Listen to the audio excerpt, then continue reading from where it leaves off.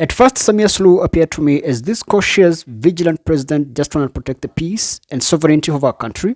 But to my shock, she's now coming out of the closet with the hallmark written in bold and capital all over her face, Goon. Check this out.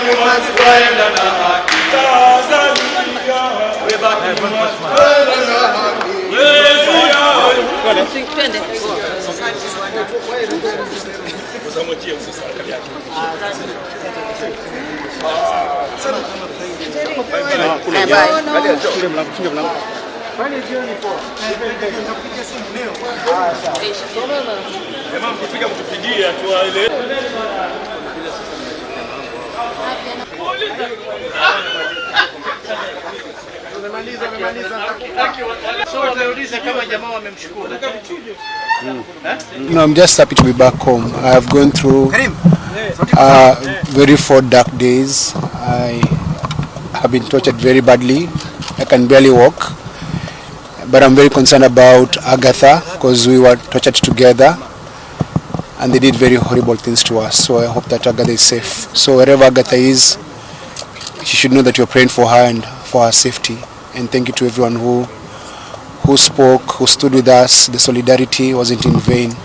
Yeah. They were dumped.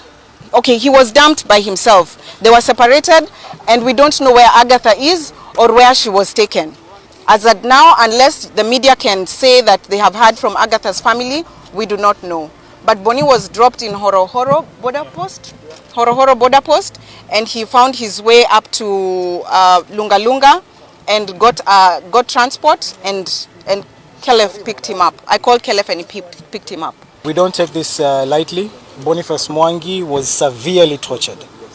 Agatha, the same thing. And as we speak presently, we don't know where Agatha is. At least we are seeing Boniface. We want to rush him so that he can get medical treatment. His condition is not good at all. As you will see clearly, he can barely walk. This is courtesy of Mama Samia's government.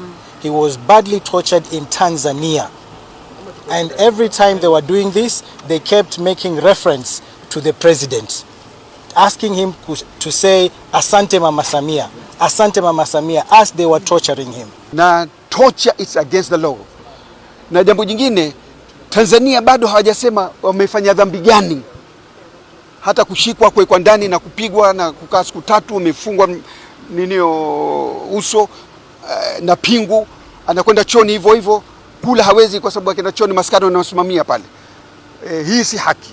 Na sisi twalaumu serikali ya Kenya, na ingekuwa si serikali ya Kenya, Boni yasingefika hayo. We expect them to take stern action against the officers who are responsible for the suffering that Boniface Mwangi went through. We have told them that we will expect nothing short of criminal charges and those officers to be arraigned in a court of law.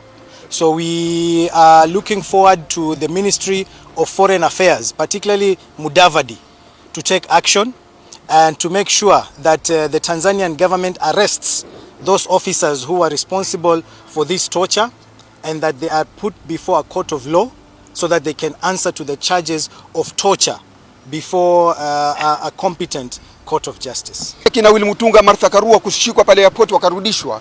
Hii habari ilitoka hapa. Na tuamlaumu Mudavadi.